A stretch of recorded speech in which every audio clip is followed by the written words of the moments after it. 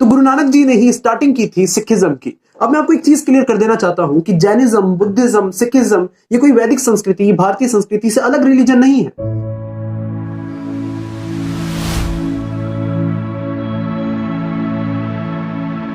तो मैंने अपनी एजुकेशन सिस्टम वाली वीडियो में आप सबसे कहा था कि हमारा एजुकेशन सिस्टम ज्यादा फोकस कर रहा है मटेरियलिस्टिक नॉलेज पे और बिल्कुल जीरो फोकस कर रहा है स्पिरिचुअल नॉलेज पे। आज इस बात को थोड़ा एलैबोरेट करते हैं। देखो, मनुष्य योनि इस पृथ्वी पर एकमात्र ऐसी योनि है जिसके अंदर ये कैपेबिलिटी है कि वो भगवान को समझ सकती है, वो स्पिरिचुअल रास्ते को समझ सकती है। लेकिन अगर मनुष्य योनि अपनी स्वतंत्रता का गलत फायदा उठाते हुए स्पिरिचुअलिटी को नेग्लिजिबल मान लेती है और टोटली मटेरियलिस्टिक हो जाती है, तो वो मनुष्य योनि नहीं रहती, वो पशु योनि बन जाती है। और हमारा इतिहास हमेशा से गवाह रहा है कि जब भी समाज मटेरियलिस्टिक होने लगता है तो हमारे समाज में ऐसे कई सारे संत उत्पन्न होते हैं, कई सारे ऐसे महर्षि उत्पन्न होते हैं, कई सारे गुरु उत्पन्न होते हैं जो हमारे समाज को मटेरियलिस्टिक होने से बचाते हैं और उन्हें स्पिरिचुअल रास्ता दिखाते हैं। उन्हीं गुरु में से एक गुरु है संत गुरु नानक जी, जिनका आज जन्म दिवस है, इसलिए आज की वीडियो उनके जीवन पर समर्पित है। आज की वीडियो में हम बात करेंगे उनके जीवन के किस्सों के बारे में, उनकी लाइफ की जर्नी के बारे में और उनकी कुछ टीचिंग्स के बारे में। तो एक एक करके इन चीजों के बारे में बात करते हैं। तो उनकी लाइफ की जर्नी को स्टार्ट करने से पहले मैं उनके जीवन का एक छोटा सा किस्सा आपके साथ शेयर करना चाहता हूं, जो मेरा पर्सनल फेवरेट है और मैं बचपन से उस किस्से को सुनता हुआ आया हूं। गुरु नानक जी जब 12 साल की उम्र के थे तो उनके पिताजी ने उन्हें 20 रुपए देकर कहा कि जाओ बेटा, बाहर जाओ और बिजनेस करके आओ।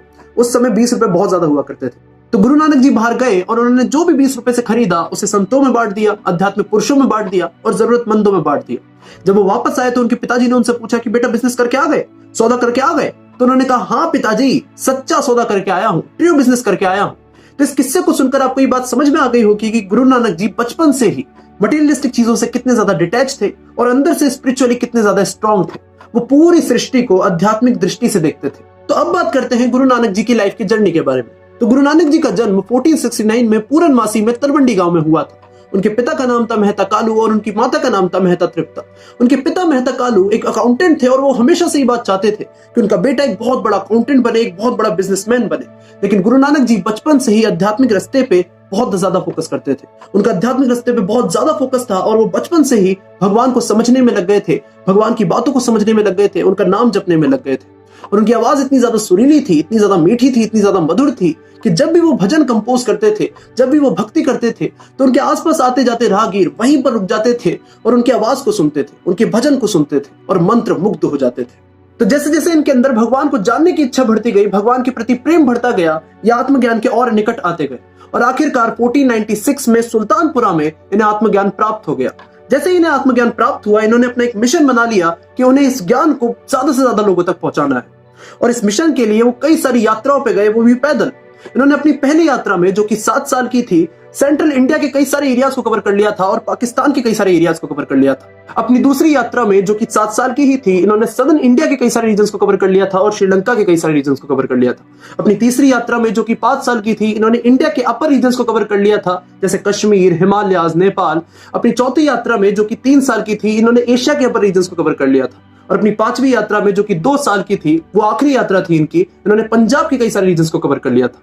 मींस अराउंड अप्रॉक्स इन्होंने 24 साल अपने जीवन के इसी ज्ञान को बांटने में लगाए थे और अराउंड 28,000 किलोमीटर ये अपने जीवन में पैदल चले थे। Just imagine 28,000 kilometres. हमारे भारतीय इतिहास में ज्यादातर गुरु, ज्यादातर महर्षि बहुत ज्यादा पैदल चलते थे अपने ज्ञान को बांटने के लिए, जिसमें से सबसे बेस्ट एग्जाम्पल है आदि शंकराचार्य जी।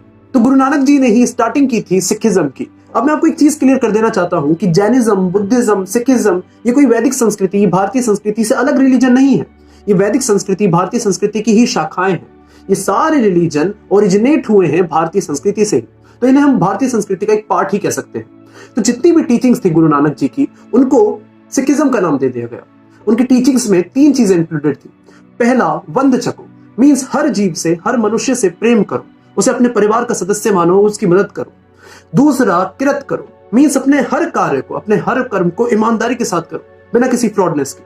तीसरा, नाम जपन, मीन्स उस परमेश्वर को, उस परमात्मा को हमेशा याद रखो, अपने आप को भगवान का एक अंश मानो, उनका नाम जपते रहो और उनसे प्रेम करो। आप गुरु नानक जी की हर टीचिंग्स को अपने हृदय से तभी स्वीकार कर सकते हैं, अपने जीवन का हिस्सा तभी बना सकते हैं, जब आप अपने आप को और अपने आसपास हर जीव को भगवान के एक अंश के रूप में देखेंगे।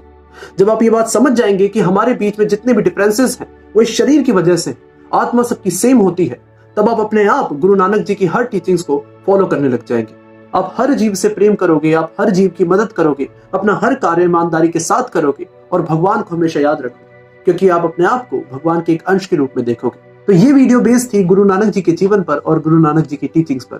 इस वीडियो का एक सेकंड पार्ट भी आएगा जिसमें मैं गुरु तेज बहादुर सिंह जी के बारे में बात करना चाहता हूँ।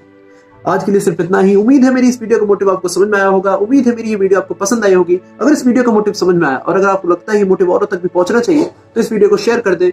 मैं मिलता हूं आप सबसे इस वीडियो के सेकंड और आखिरी पार्ट में। तब तक के लिए जय श्री कृष्ण।